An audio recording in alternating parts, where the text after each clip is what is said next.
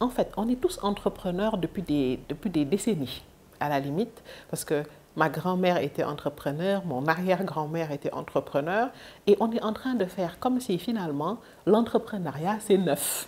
Il n'y a pas une maison où tu vas au Sénégal où les femmes sont juste en train d'attendre, et ça a toujours été le cas. Donc je dis, les deux manières, c'est soit on se lève et puis on dit je fonce avec les moyens du bord, et l'autre manière c'est de dire, finalement, c'est quoi un entrepreneur? Je vais me former, je vais apprendre à analyser c'est quoi mon marché. Et donc, ça va être cette manière beaucoup plus structurée qu'on va avoir, où on va vraiment évaluer tous les paramètres avant de décider de se lancer dans un projet ou dans un autre. Les personnes qui ont l'habitude, en tout cas, qui vont mieux communiquer, qui ne sont pas trop timides, qui n'ont pas peur de défendre leurs idées, de vendre, vont plus facilement y arriver que d'autres. Maintenant, ça ne veut pas dire que si on n'a pas ce profil-là, on ne va pas y arriver, mais il y a quand même des éléments qu'il est bon d'avoir. Autre élément indispensable, il faut aimer apprendre et se développer. Le monde avance. Si on n'est pas en train de continuer de développer nos compétences, continuer d'être sûr qu'on est pertinent par rapport à ce dont le marché a besoin, eh ben, ça ne peut pas marcher non plus. On ne peut pas réussir dans l'entrepreneuriat si on est centré sur nous-mêmes. Si on rentre dans l'entrepreneuriat juste pour faire de l'argent pour nous-mêmes, ou bien juste parce que voilà ce qu'on aime, ça va être difficile. Par contre, si on a un réel amour pour nos clients, on a vraiment envie d'apporter, de transformer la vie des gens et autres, à ce moment-là, ce sont des choses qui vont vraiment aider à pouvoir mieux réussir dans l'entrepreneuriat. Tant qu'il y a de l'argent, de la liquidité et du cash, on est capable de gérer un certain nombre de choses. Mais dès qu'il n'y a plus d'argent, eh ben, c'est là qu'on peut avoir une entreprise qui fait faillite alors que, par exemple, elle a des actifs. Donc, et pareil, quand on se dit j'ai des factures à payer, je ne sais pas comment je vais les payer, la charge mentale que ça va prendre rend très difficile la prise de bonnes décisions. Si on sait que, OK, on a une période de nos charges, elles sont couvertes et autres, on a le temps de voir la crise passer. Et la beauté, c'est que les crises, elles ne sont pas éternelles, elles font que passer.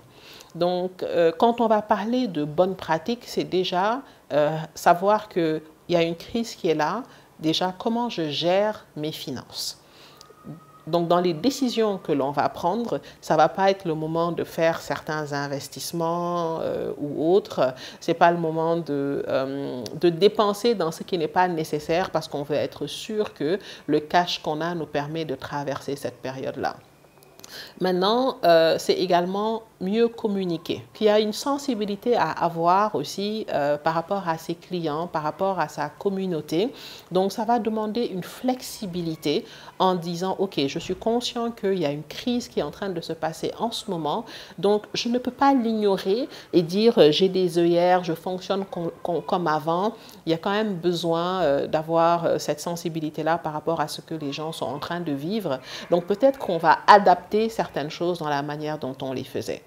Autres éléments qui vont être importants, le fait d'être attentif, le fait d'être à l'écoute va parfois nous conduire aussi à innover sur certains produits. Quand on est bien organisé et qu'on a une bonne gestion, il n'y a pas vraiment d'accident.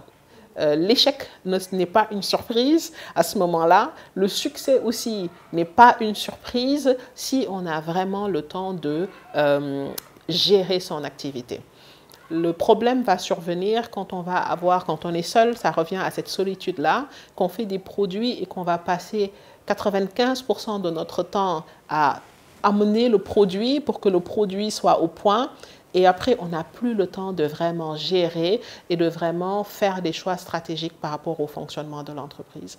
Quand on commence maintenant à se dire, OK, quel est le chiffre d'affaires, par exemple, que je veux atteindre dans 5 ans? À quoi ça va ressembler mon activité quand je vais avoir 1000 clients? C'est là qu'on va commencer à se dire, OK, quels sont les processus que je dois mettre en place aujourd'hui?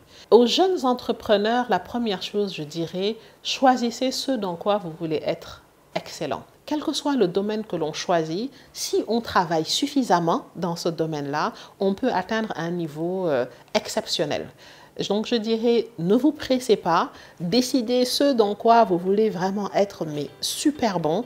Et quand vous allez atteindre un certain niveau, c'est là que vous allez déjà développer votre confiance et être sûr que vous avez une valeur ajoutée que vous êtes en train d'apporter.